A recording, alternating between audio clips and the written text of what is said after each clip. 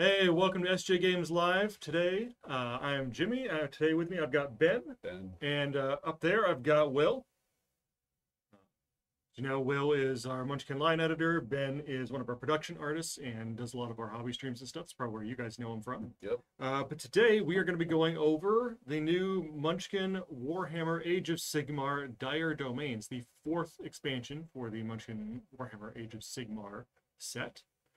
We've got it right Put over as here. many words as possible in that title, by the way. Set backwards. It's not quite the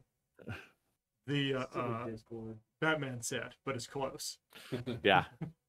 Yeah. So if you guys are familiar with like Munchkin 6.5 or Munchkin Zombies 3, this is another one of those cool sets that has dungeons, but in this case it's battlefields. Right. It's got the location set up where you've got the different locations and the different portal cards in it. And Will, can you talk about what prompted us to do this one and where anything that came up while we were developing it?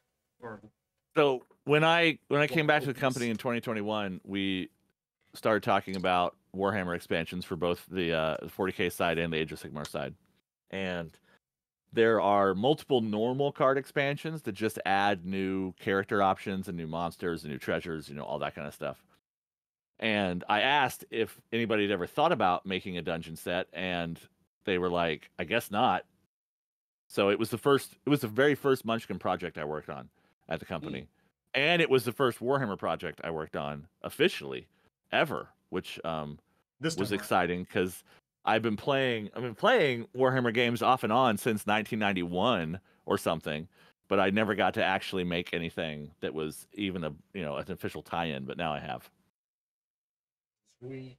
And then it's really easy and hard at the same time to add these kind of things to a licensed setting like this, because you have to figure out like how they tie in, because in the normal dungeon sets they are the global effect rule, which is pretty easy to understand, but conceptually they're the place you're going to like kill the monsters, right? The dungeon of elvish excess or whatever.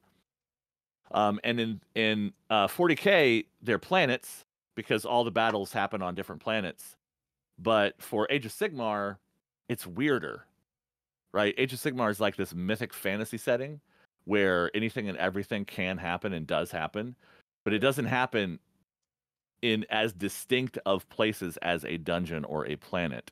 It happens in the realms, and the realms are vast, infinite spaces with a theme. So we had to dig around inside of the setting and pull out cities and also realms and also other things. If you are familiar with any of the dungeon sets, this rules text is the exact same with a couple of word tweaks here and there. So there's nothing surprising in the overall rules of this set for anybody that's played. Take a screenshot and enhance it later. A Munchkin dungeon set, yeah. We swapped a couple words here and there to make it Warhammer specific, but by and large works the same as the dungeons that you're used to. Yep. Yeah.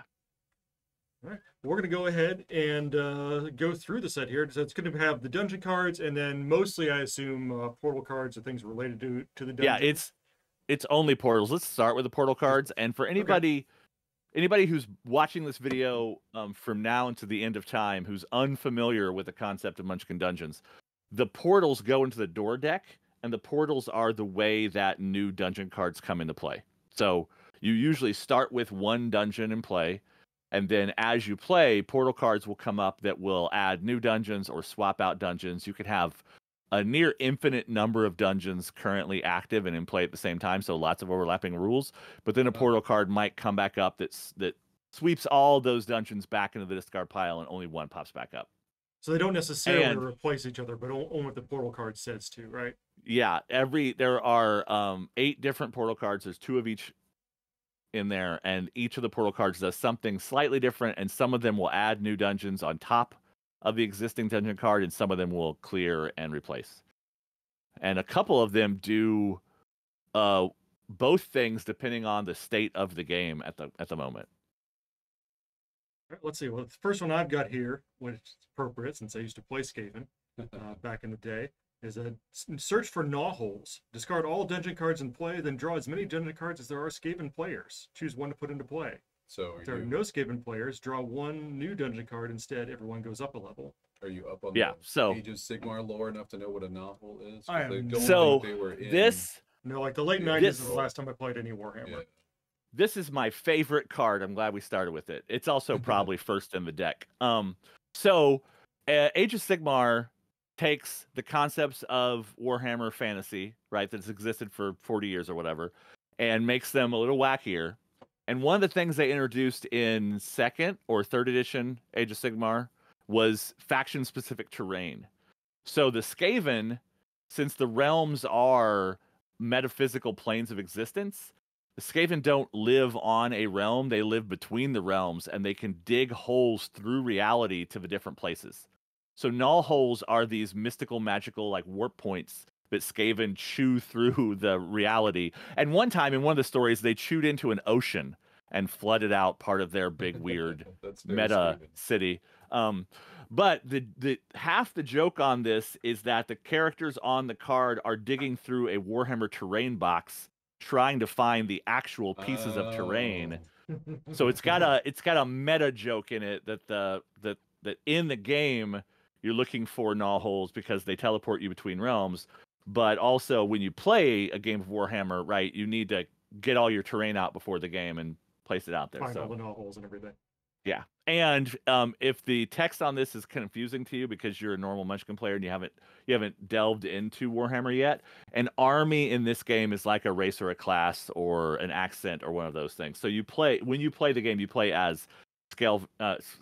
I tried to say two words at the same time: Skaven or Stormcast or Ogre-Maw tribes, Deepkin. as if you were a warrior or an elf or whatever. Got it. Are Deepkin a playable army yet, or is that? just That's a Deepkin character on that card. You can tell from the Yeah. fishtail helmet that they're wearing. But I don't know if that means you can play as a Deepkin. Yeah, we tried to illustrate these with playable characters as Okay. most of the focus point characters on the cards. And there are, like I said, two versions of each of these portal cards. So there's two searches for gnaw holes, and the other one shows a different character digging in the terrain box looking for that gnaw hole the Skaven is hiding. Okay. Want to move on to the next one? Yeah, what we got up next? We have Conquer the 8 points. Now, handing it over to you because you're closer. Okay. I think that refers to all the big realm gates and all the. So No. you're close. You're close. The 8 points is the weird realm that connects all realms. It is also where the game Warcry First Edition was set. It's like the 8 portal points. Space and, Yeah, it's the junction. It's the axle at the center of the bicycle wheel, and it connects to everything. And it is a little mini realm of itself. And it used to be. Expanse. That's the genre I couldn't remember. It's like the portal. Yeah, it used to be controlled by the good guys, but then Chaos took it over. Archeon, Rude. the High Marshal of the Apocalypse, or whatever his current title is, took it over and built a giant fortress there and attacks all the realms from the 8 points. So controlling, and this is another Ideneth character. You can tell from his little crab friend. I think it's a lady. Yeah, it is. A It is a she-man. lady, I believe. Yep. It might be an eel rider, but I'm not exactly sure. There's no eel in the picture, but that doesn't mean anything. All right. So What yeah, the you next can one? see this one. Discard all the dungeon cards in play and draw 3 new ones to choose one to put into play and discard all the others. So these both these cards can wipe all the dungeons out, but also give you some choices depending on the state of the game. Well, the next one we've got up is Secrets of the Old Ones. Okay, I know who the old ones are. Choose any dungeon card from the discards and return it to play. If there are no discards, draw a new dungeon card instead. Its effects add to those the dungeons you're in now. Reshuffle the dungeon deck and discards to perform a new dungeon deck. The old ones exist in every version of Warhammer, Yeah. but in Age of Sigmar, the old ones are ancient beings who created reality to some extent. So of course, when you want to change reality and bend it around, you need to understand how they did it. And Realm Stone for Dummies on the cover of that book, all the realms are made of realm stone, which is a magical thing that is imbued with the essence of the realm. So like the realm of death, realm stone will kill you if you're not careful with it and that kind of stuff. And they created all the good guy races. Yeah, but most specifically the lizard men, I think. Yeah, most of the time they are directly connected to the Slann, which are the frog wizards who created the lizard men eventually. The Seraphon. But there's also there's also theories. Yeah, there's theories in 40K that the old ones might have also created the orcs and other stuff like that. It just depends. Every version of Warhammer has an ancient, species of people with superpower that did something important back in the day. I prefer the long ago. The obsoleted version of the orcs' origin, where it was the snotlings that created the orcs. That's a real one. It's from like a really old book or white book. Snotlings created the orcs to be their slave race, and then caught a horrible virus, and then all their minds rotted, and they were dumb little idiot snotlings forever and ever and ever from that point on. Wow! But I don't think it's canon anymore. No, anybody. Yeah, see, exactly. Like you use the canon you want.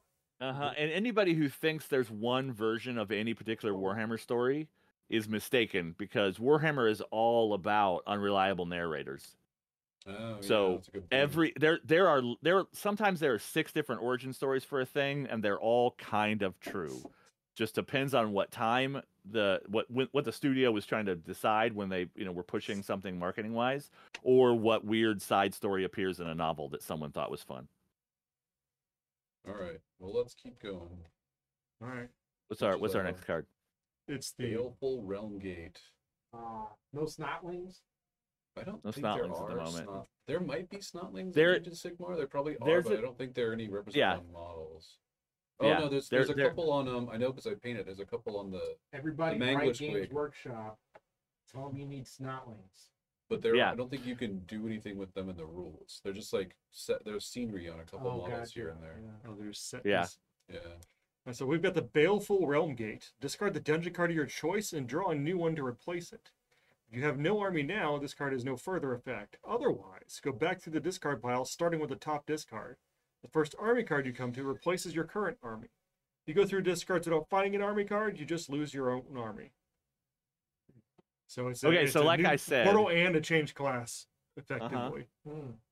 So like I said, the realms are a bunch of like weird dimensions, and they are riddled with magical gateways that connect them all. And some of those magical gateways are a little bit out of whack. Chaos has tainted them in some way. And you jump through one thinking that you're going to New Jersey, but you end up on Jupiter, and your skin's a different color now. So yeah, anything and everything can happen in the Age of Sigmar, because everything's possible. And this is basically a cursed magic doorway that might mess with you if you go through it. In first edition Age of Sigmar, they had a terrain piece that you could literally teleport from one of the terrain pieces to the other, but you had to roll a die, and maybe on a bad result, some of your guys might not make it out of the realm gate. Oops. So there's always been a little bit of cursed shenanigans going on with these. When you're dealing with chaos magic, and right? Is that a terrain piece you can buy? It was for sale for a while. I don't know if they've kept it in stock. Yeah, I believe they put out new rules for it in the General's Handbook for the launch of Age of Sigmar 4th edition, I think. Or it might have been the last 3rd edition General's Handbook had terrain rules in it that also, I think, included the Realm Gates. What's our next card? We got another one. We got Trapped in a Silver Tower. I've always loved that character, the Gaunt Summoner. He looks like something in a Guillermo del Toro movie. Yeah, the Gaunt Summoner is a weirdo. But that was actually my first Age of Sigmar product that I bought. It's Trapped in not Trapped in a Silver Tower, the Silver Tower box game. I've got that, yeah. Yes, Silver Tower was the board game that relaunched Warhammer Quest as a modern product. Right. And now they've done Blackstone Fortress and Cursed City and a few other things. But Silver Towers are a Tzeentch thing, and for anybody who doesn't know, Tzeentch is one of the 4 Chaos Gods. He's the magical Chaos God who's all about changing things. And Silver Towers are weird Tzeentchian constructs controlled by a powerful wizard, in this case, the Gaunt Summoner, the guy with the hat that has eyeballs on it, or the head that has weird horns on it, I mean, or something. That's the thing, we can't tell because it's Tzeentch. That's You never know. Like, what exactly is going on there? But yeah, sometimes you'll go through one of those baleful realm gates, and you'll get like Those are words. kind of shunted into a weird, ever-changing dungeon of doom, where you're just entertaining a powerful wizard until he gets bored with you and kicks you out. So yeah, in this case, you discard all the dungeon cards in play, draw a new one to replace them. Place this card with the new dungeon card. Chaos monsters gain a +2 combat strength while this card is in play, and discard this card when the attached dungeon card is discarded. Yeah, so this one's a permanent modifier to that specific dungeon card. To whatever so dungeon comes up with it. Yeah, that means replayability-wise, you will sometimes play with the same dungeon combinations, but you might not always have the same portal combinations with those dungeons. Okay. All right, and we have 2, since we actually have 2 of all the portal cards. Yeah. Yeah. So let's just go ahead. Do you want to put the next one up? They're a little bit different. The art's a little bit different. They have different characters trapped in the window if you look closely. Yeah, we kept things similar between the 2 versions of each portal, but we did tweak things ever so slightly just to make the art a little bit more interesting. You got a little bag of popcorn.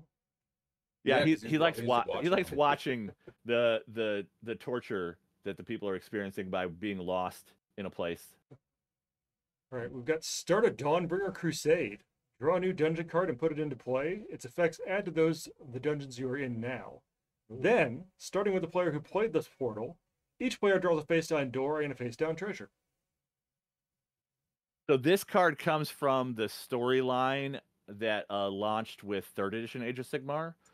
They had moved the timeline forward to that more societies being established in the world, and the good guys were leaving from the established cities to build new cities, and they were dragging these giant floating cathedral things, like hundreds of people pulling on a chain were dragging this giant floating cathedral.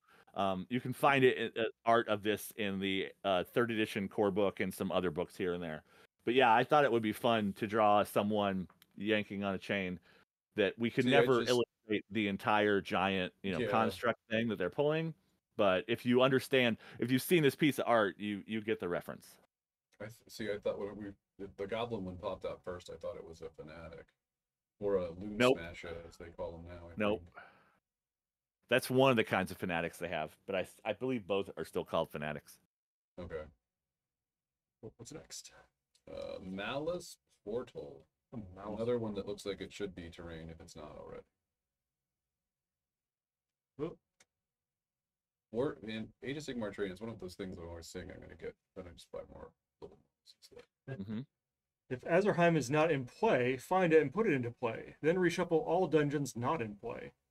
If Azerheim is already in play, then each player draws a face-down treasure card. So that is this one dungeons. This one is based off of one of the fake postcards they put out on their Warhammer community site. Azerheim is the realm of heaven. It's where Sigmar, the grand, glorious, golden god of good, lives. And it's the only place where chaos, theoretically, except for the Skaven every once in a while sneaking in, chaos doesn't have any kind of established bases. So these Malice portals are a really important thing for the Stormcast, the big golden warriors of Sigmar, to guard so that none of the evil guys can get into their house. And like Jimmie said, Azerheim, you can tell because it's bolded on the card, is the name of one of the dungeons. So this card will take you straight to Azerheim thematically and, gameplay wise too. Cool. It looks like we got 2 different Stormcasts on there. We got Liberators and Judic. I can never remember the different kinds. Liberators are people with hammers and shields, so they're all technically Liberators. Oh, they just some have helmets and some don't. One has a helmet, but yeah, they started putting non-helmeted heads into those kits in later versions of them. So now you can build Stormcast units, I think, entirely without helmets if you want, for a lot of the modern kits. All right, next up. We have a lesson from Dracotheon. Choose a dungeon card to discard. If it was the only one in play, draw a new dungeon. So Dracotheon is the this is going to be real confusing to anybody that doesn't know. Dracotheon is a giant dragon god who flies through heaven, and he's the one that found Sigmar, the golden god of good, and taught him how the realms worked. So this is literally like the first thing that at the beginning of the story that kind of sets up the entire situation. And we couldn't have fit an actual picture of Dracotheon on this card because he's bigger than like maybe a solar system, but this is close enough.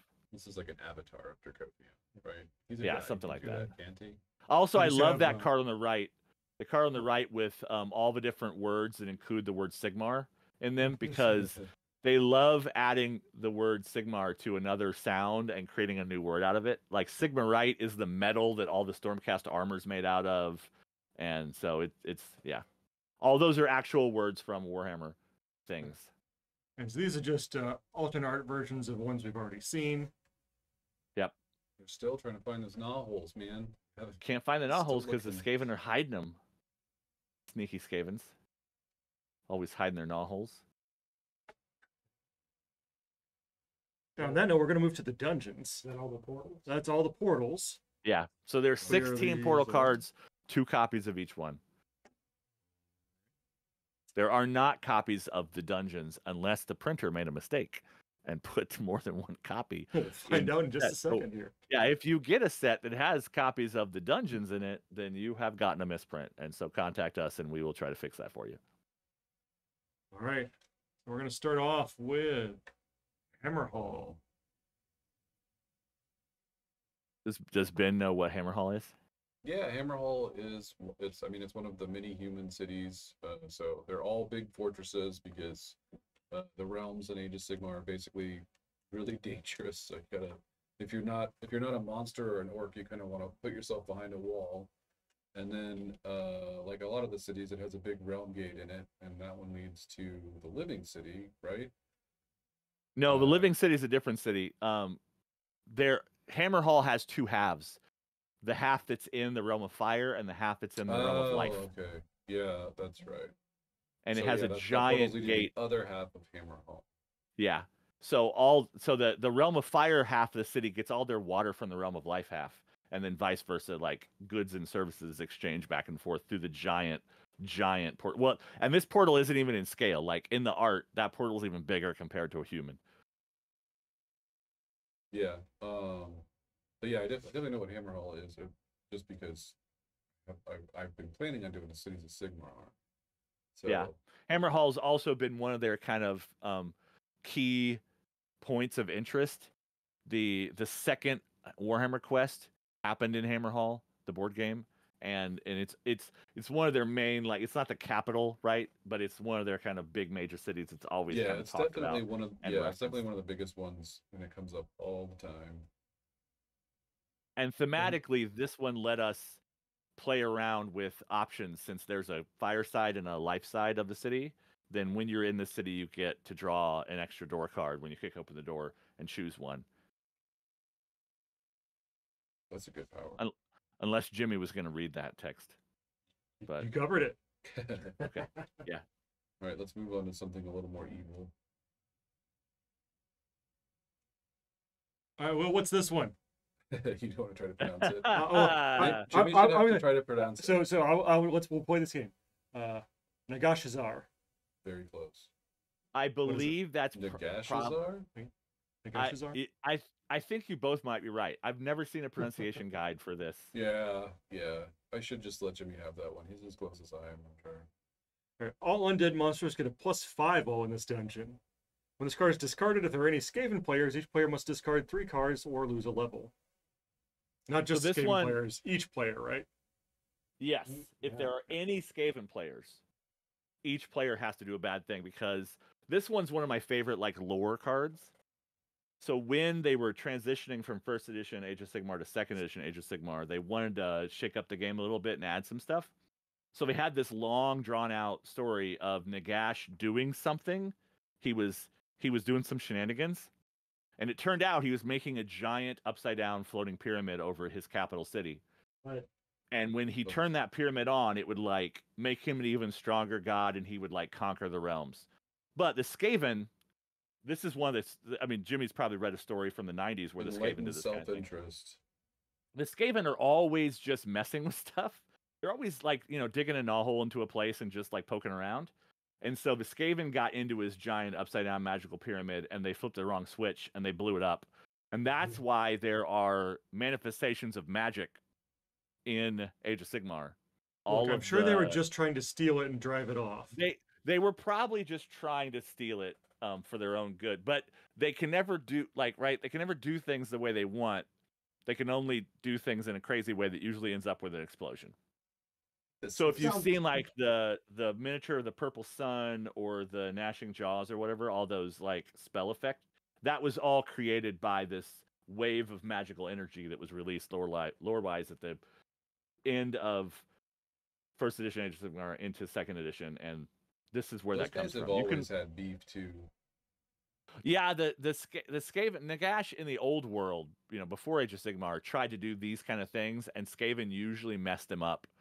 But not because they're heroic and trying to save the world, because they're always just trying to mess with stuff, right? Well, because Rats like always gnaw holes in things. Well, I mean, wasn't the lore that like the Skaven's Horned Rat was like a new and up and coming chaos god, not quite a full one, but they were trying to make it one. Yep. He has officially, the Horned Rat has officially become the 5th chaos god with 4th edition Age of Sigmar in the lore. But yes. But also Nagash liked Warpstone, and Skaven also liked Warpstone. Skaven did like their there was a lot of Warpstone. fighting over Warpstone between them. Yep. this sounds like a poorly designed pyramid to me. Hey, it's just upside down and it floats, and it's made of I made of realm look, stone. They flipped one switch and it blew up. I mean, If we Well, get the they main may have screen flipped real quick, Brandon, A bunch. we know how pyramids are supposed to look, right? like right here, the direction they're supposed to go in, right? Right. Right here. They're a little bit more stable when they have yeah, a where does large, the eye wide go if base. it's upside down? Right. Yep. All right. Next up, we have the Living City. Got that one. Well, in this dungeon, if you are losing a combat, you may discard cards to awaken the city to help you. Add +2 to your combat strength for each card you discard. It turns everyone into a super fighter.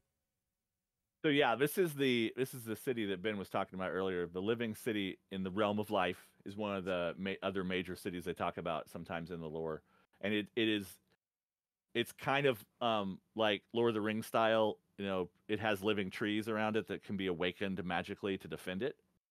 So that is what's going on in this card. If you're fighting around here, then you can discard a little bit of your power to get some combat bonuses by waking up the trees and having them beat up your enemies. Oh, a little Isengard. And A little bit. At least as far as I understand it, those trees might just kill any humans that wander off into the forest. The trees are not Especially if super you go out in friendly. the forest with an axe to get firewood. Yeah, they're They're not not friendly into that. trees. No. They're I not take friendly a trees little at bit all. of issue with that. Yeah. The Sylvaneth are weird. I mean, it's like a Sylvaneth thing. They're the ones who are the living trees, but they're like, I don't know. They're definitely kind of at odds with a lot of the other order factions because they want all the other order factions need trees for weapons and housing and firewood, and then Sylvaneth are like, no.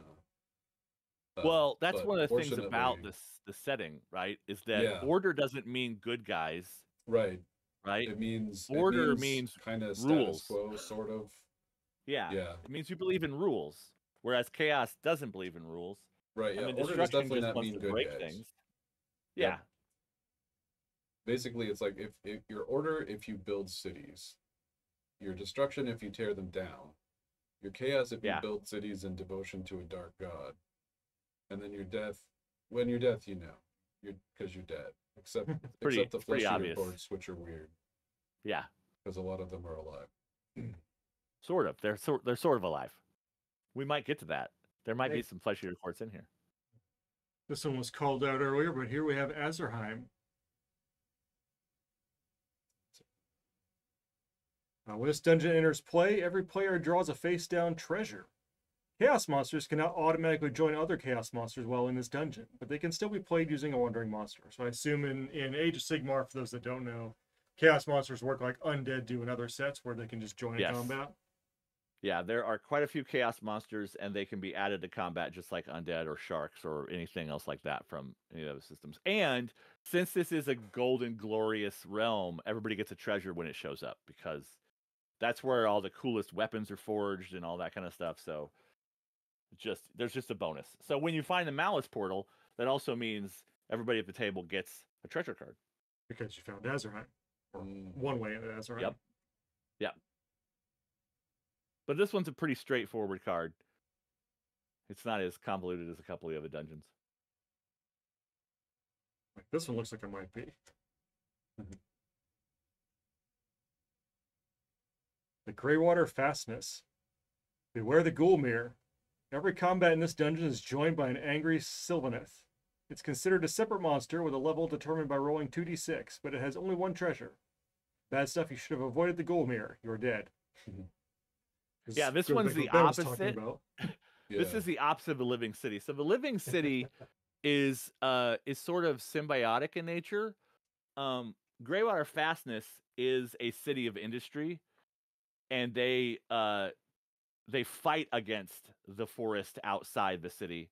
And so if you wander outside the city and you're not careful, you might get jumped by angry tree monsters. Because I think it's because there's a lot of pollution too. So There's great. There's a desolate, smog-choked wasteland around the city, which is the quote from the book that I pulled when I was writing this art spec. The Sylvaneth that live there don't like people very much. Not big on company. Yeah. But is that the only Cities of Sigmar model to make it into a set yet? Because I don't think we've put like the So new Cities of Sigmar models into set anything yet. This set was being drawn while they were releasing that latest wave of Cities of Sigmar stuff. So we redrew the canon because when I wrote the art Nice. specs, they hadn't released that canon Yeah, yet. it was just like that old Empire canon. Yeah, so we just had a more generic canon and a different symbol on the flag because they tweaked the Greywater Fastness icon too. So luckily this set came out while they were putting stuff out publicly because we don't always get super early access to stuff that they're gonna show up in 6 months from now because NDAs and all that kind of stuff. So yeah, this one is super up to date with the model range. I like it. The next Canon's card. a really cool model. The next card is the opposite. The Phoenicium. Oh, do you know the order these come in? Yeah, I know that if they're the order that they are packed in the game, then they are the order I wrote their art specs for. Yes, So, it's the Phoenicium. While in this dungeon, the monsters with the word fire or flame on their card gain +5 combat Oh strength. yeah, fire. If a player plays a one-shot card with the words fire or flame on it, that player rolls a die after the combat's resolved. If they roll a 6, they return that card to their hand. Nice. So fire stuff has a chance to come back. Yeah, so It's all good. Phoenicium was a city in a first edition or second edition Age of Sigmar product that was one of their focus, which is one of their focus cities, and it revolved around elves that worship giant flaming birds. Like you do. Yeah. So this It'll is be normal elf thing, okay? this Don't make it one weird. references. Yeah, this one references an old model that's existed in the line for a decade or so, Which I as don't think opposed you to that can- last card, which was a brand new model that just released in like the last year. Yeah, I don't think. I think that this is going to be one of the few places you can find that Phoenix in the Age of Sigmar at this point. Yeah. But also this gave us a classic fire flame effect card because that's one of the like undead cards and chaos monsters and stuff. There's usually fire flame effect cards and monsters and stuff like that in Munchkin sets. So I think the wanted city cards. still exists lore-wise. I just It don't have does. the It's rules still anymore. on the maps. It's just not as Yeah. big a focus point as some of the newer cities that they're rotating stories around and releasing models for and stuff. All right. Next up, we have Anvil Guard. While in this dungeon, a helper may discard their hand, minimum 3 cards, to leave a combat. The monster gains a bonus equal to the number of cards discarded. That is evil. Yeah. Yeah, Nasty. this card's a heavy lore reference too. It was really fun to like. So I asked Games Workshop for a list of cities and things to base these cards off of, and then I got to dig around in the lore and stuff and figure out how we would turn them into Munchkin effects, right? And in the story that wrapped up second edition Age of Sigmar, Marathi, who's that lady with the spiky wings and stuff, who's kind of a god and kind of not a god. She became a god eventually, full on, but she was just this weird kind of metaphysical eternal elf. She, like we were talking about, order doesn't mean you're a good guy. She's a god of order, but she's not very trustworthy.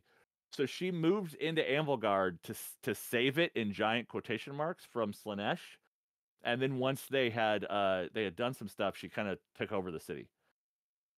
So she backstabbed somebody hardcore. And it's where all the dark elves live now, which are one of the And now it's untouched yeah. old world They races changed the that name exist. of the city to a dark elf word, which I'm not going to try to pronounce.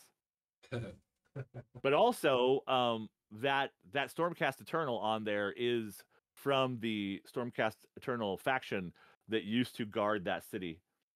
Oh, wow. I believe Okay. that they're Very the meta. anvils of the Heldenhammer, the like guys in the black armor. So yeah, so if you know the lore of the setting, all these pieces of art and stuff, I tried to make as referential as possible, while also making fun Munchkin effects, like back out of combat and make the monsters more powerful to Worse. to be mean. Yeah, it's very dark elf. They're still quite backstabby. Like at least it's a dungeon, so you know it's a possibility, probably. Yep. I mean, rather yeah, it'll than be being in just play. a card you can just whip out and be like, nah, I'm not going to play anymore. Yeah. Yeah. You're on your own. Did Oh, you have yeah. to get super specific with the art specs, or was Kavalik also? He So knows his stuff too. I know that much. John is pretty up on Warhammer stuff in general, but I did give him a picture of Marathi, and there's two versions of Marathi, little normal elf Marathi and then giant snake monster Marathi. But I gave him a picture of Marathi, I gave him a picture of a black painted Stormcast Eternal, and then I gave him a picture of some dark elf guys and so all this is based on miniatures that I grabbed and gave him for reference points. Welcome on in, Jedi Kayak. Thank you for the bits. Good to see you again. All right, next up, we have Hallowheart. Okay, this one I don't know so good. You're gonna have to. Yeah, Hallowheart's a weirder, more edge case. All right, well, in this dungeon, you roll a die when you play a one-shot with a combat bonus. If you roll a 1, the card affects the other side of the combat. If you roll a 6, you double the value of the card instead. So Hallowheart appears in a bunch of the fiction, but is never really a main focus point. But there is I believe, a novel or a story in one of the rule books where Hallowheart is centered around a giant mine, and Tzeentch gets in there and starts a giant living fire that like burns throughout the city. And also here, this is another reference. The Hallowed Knights, the silver-painted Stormcast, are headquartered in Hallowheart. So that's why the Stormcast on this card is in silver armor instead of gold or black or teal or any of the other things. Sounds like stuff has the ability to possibly either turn on you or get more powerful. Yeah, I wanted the theme of chaotic, uncontrollable fire, right? Because one-shots in the game can represent magical spells and that kind of stuff. So when you do something like that, it might not act like you want, or it might act twice as much like you want. It just depends on dice and stuff. Cool. I'm liking a lot of these like effects we haven't really seen before. Yeah, I tried to look at existing dungeon cards. So a lot of the portals have similar effects to other portal cards. Yeah, but I wanted to get you more unique dungeon cards because you can mix and match any Munchkin set you want, right? So if you are playing Munchkin Zombies and Age of Sigmar thrown together and you have both their dungeon sets, I didn't want there to be a lot of duplication in the cards. There is some sort of duplication here and there, but it's not as widespread as in the Portal cards, which are not one-for-one copies of each other, but they have effects that are very similar between other Portal cards Yeah, and other sets. they're there to get the dungeons out and play. Yeah. Next up, we have Tempest's Eye. When you begin a turn in the dungeon, you may discard one card from your hand. If you do, look at the top 3 cards of the door deck. Replace the cards in the order you choose. So Tempest Eye is another one of the major cities that's been part of the stories for a couple of years now in different versions of the Cities of Sigmar book and stuff. It is built on a series of mountains, and it is it's heavily influenced by the Kharadron overlords, the Sky Dwarves, the dwarves that fly around in ships with balloons and stuff on them. So I wanted to give the idea of being able to see what was going on before it happened in this set. And the giant telescope is part of that too. Yeah. What do we call those giant ships with big balloons that sail in the air? Airships. They do. That's one of the ways you can phrase it, but you don't have to. If I you mean, don't they all want have to. different names too. Like Well, the I'm big sure one's an they do. ironclad, I think, and then Yeah, I remember what. The yeah. other There's ones are three. called. There's 3 sizes: the gun hauler, which is the smallest one, and Yeah, then the there frigate, you go. and then the ironclad. The old gun scrubbler. Yeah. All right, next up we have the Great Parch. While in this dungeon, any card with a picture of a skull on it may be played as a one-shot to give either side of the combat to a +2 combat strength. If a card is played to help a Bloodhound player or a Chaos monster, it grants a +5 bonus instead. So since this is a Warhammer related product, there's a lot of pictures of skulls on cards. Yeah. They too love their skulls, and we try to reference that a lot. So the Great Parch is where the story of Age of Sigmar starts. In the very first edition, Chaos had taken over everything, and Sigmar opened the doors to Azurheim and let the Stormcast out to try to conquer everything. And the Great Parch is where the first battles take place. And Korgus Cole, which is referenced on that sign right there, was the Khorne general in the stories that had a miniature that was part of that entire dust up. And he was trying to build giant skull pyramids to show his devotion to Khorne so that he could ascend to demonhood. If you're curious about the lore behind this card. Cool. But yeah, I didn't want to make a Warhammer set without referencing skulls because it's a thing. And it was a fun way to put a new Munchkin effect in that also referenced skulls. 40K is the one where the skull is just really out of control. But it's not like they're absent from Age of Sigmar. Well, the brand new announced edition of Kill Team, the measuring widgets are covered in skulls too. So skulls are just a Warhammer thing. Yes. Skulls are often a texture they like to put like in between other textures on scenery pieces and stuff. They even sell a kit of nothing but skulls. Yep. They do. Wasn't Big that skulls, like little skulls.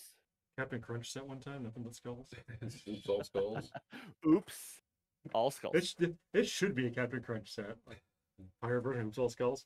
All right, next up, we've got the Draconium. Well, in this dungeon, the Bad Moon shines down on you. Roll a die at the beginning of your turn. If you roll 1, lose a level once you're already the lowest level player, then gain a level instead. If you roll 2 to 3, draw 2 face-down door cards. If you roll 4 to 5, draw 2 face-down treasure cards. And if you roll a 6, you have a +5 bonus to your combat strength this turn. So, mostly good. Yeah, mostly good. So this one is from an obscure reference, but I wanted to make something that was a like core element of the setting. So Draconium is a city from a book called Gloomspite, I believe, where the Gloomspite gets the goblins and trolls smash the city flat and yay, they won. But the Bad Moon is a thing that's existed in Warhammer widely for years and years and years. And in Age of Sigmar currently, the Bad Moon just kind of floats between the realms randomly, and when it shows up, things happen. And the Gloomspite they get different effects with the proximity of the moon to them. So I also, gameplay-wise, rules-wise, I wanted to put at least one card in here that had a random table on it, because that's always fun to roll a die and see what happens. Yeah. So the combination of the Bad Moon being a random thing and having a table and it being related directly to a story about the Gloomspite Gits doing a thing was all the different combos that came together to make this card. All right, next up we have Hagnar. While in this dungeon, you may make a sacrifice to the Cauldron of Blood after you defeat a monster on your turn. You may trade any number of levels as you gain them to draw 2 face-down treasure cards for each level traded. Morathi gets to show up twice. And yeah, this is Morathi's been a mover and a shaker in the story of Age of Sigmar quite a bit. So as we were going through trying to find places in the lore where things happened enough to be interesting effects, Hagnar is her main base, and she eventually does a giant blood ritual to become a full-on god. And that involves, lots of sacrifice. So in the game, we sacrifice treasures, right? Not people, to get cool effects. There's definitely lots of blood ritual stuff on her mood board.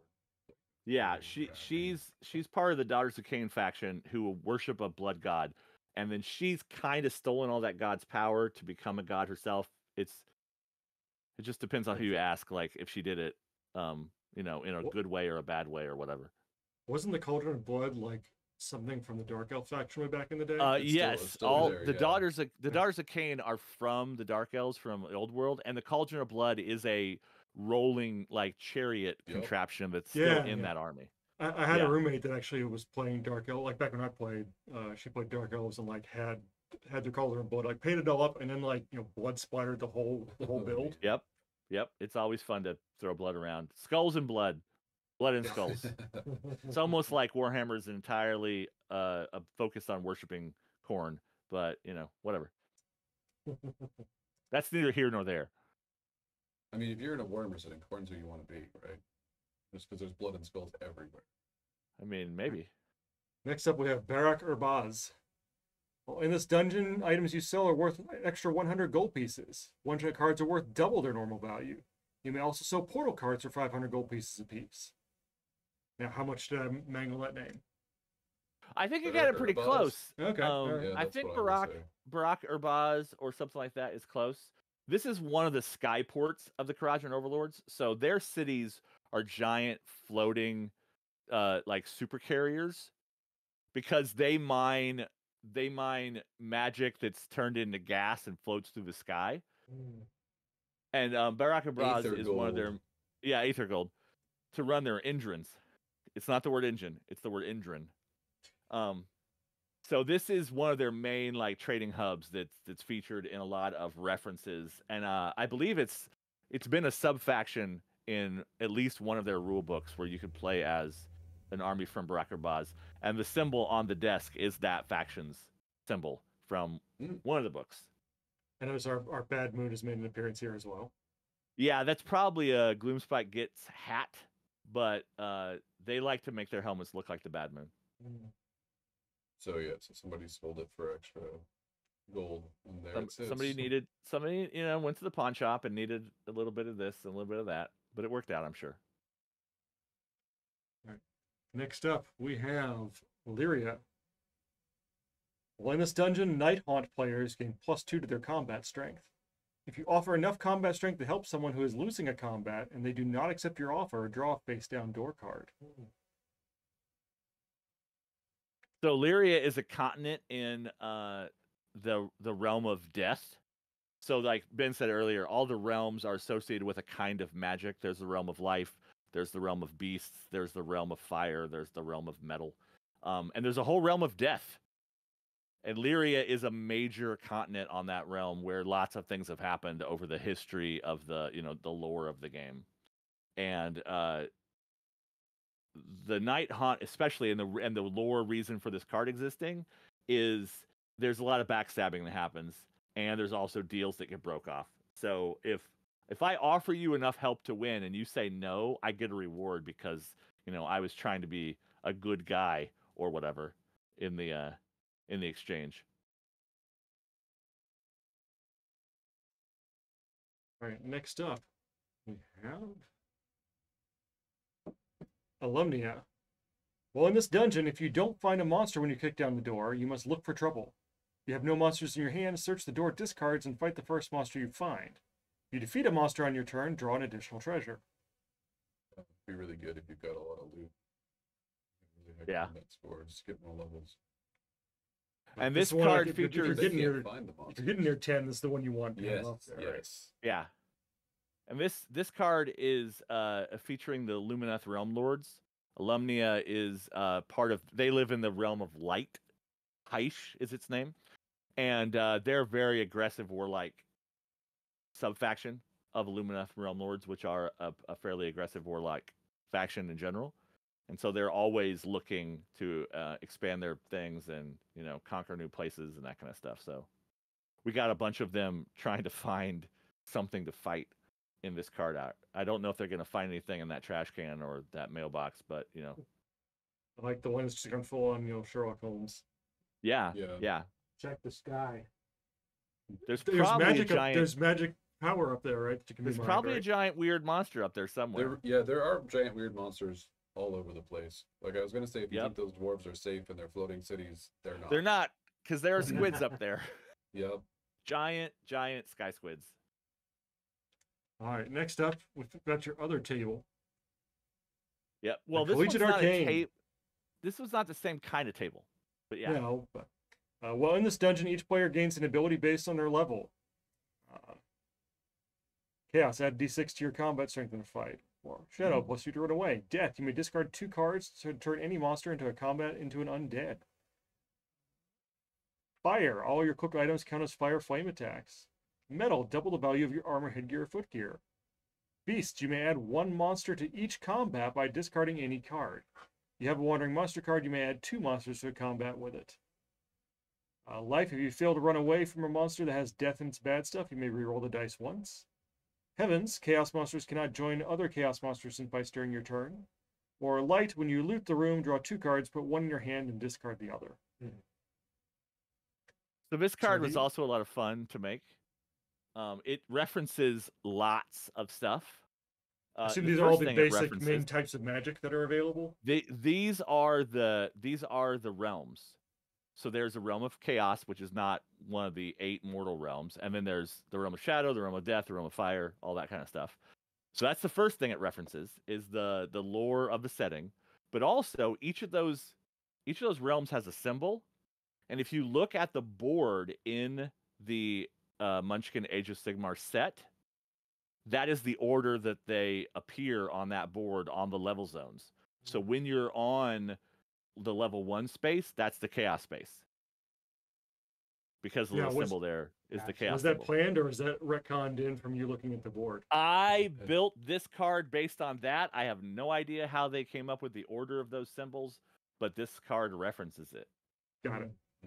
The other thing it does, besides just being a reference to the Collegiate Arcane, which is the human wizards who study a lot of magical stuff, is they often, in the layout of their books for this game and other elements, they put graphical borders with lots of little details.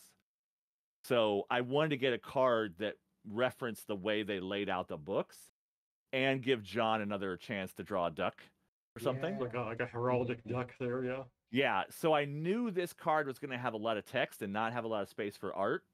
But as soon as I like started thinking about that, it became obvious to make that card have an elaborate border that referenced the way they do borders and give John a chance to draw some ducks and whatever else he wanted to add to the border. Yeah, that could be straight out of one of the rule books. Yeah. All right, next up we've got Ulfenkarn. Once in each combat in this dungeon, a player may play an undead monster from their hand as a one-shot, adding its level to their own. If an undead monster is added to a combat in this way, draw 1 fewer treasure from each defeated monster. So Ulfenkarn is the setting for Cursed City, the latest Warhammer Quest board game. And the idea, it exists in the realm of death, but the realm of death isn't just full of dead people. Living people live in the realm of death. And there was a city in the realm of death that had a problem, and someone showed up to help them out, but that someone who showed up was a vampire, and he conquered the city afterwards. Whoops. And this is his grandma on this wolf. Because Yeah, I love he's that kind of a model. werewolf. He's kind of a werewolf vampire. So yeah, that is a picture of what's her name? Why can't I can't remember her name either.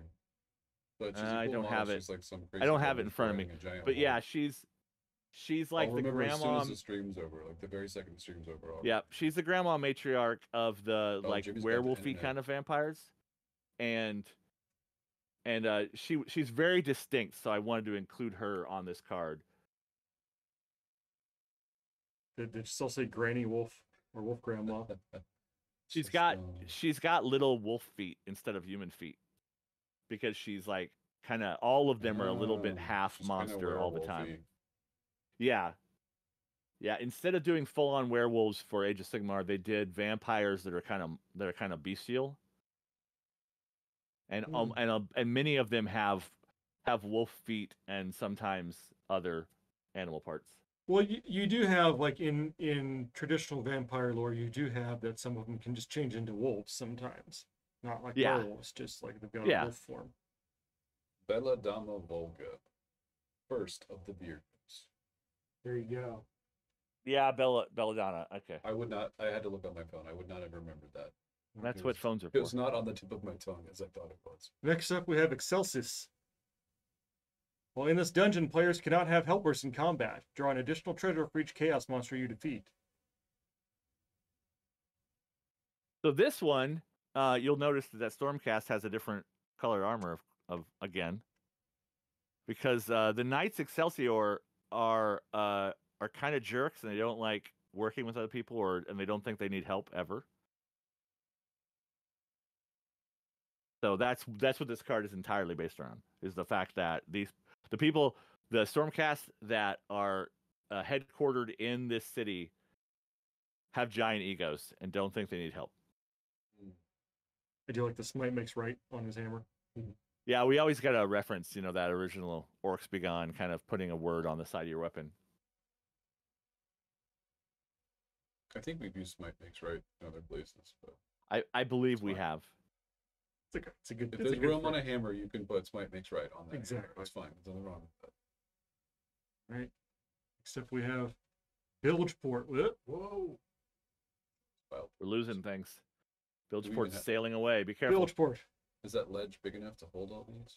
Yes. Well, in this dungeon, once on each of your turns before kicking down a door, you may trade a single level for one face-down treasure. So this one's pretty Oh. straightforward. It's only mentioned in a couple of places.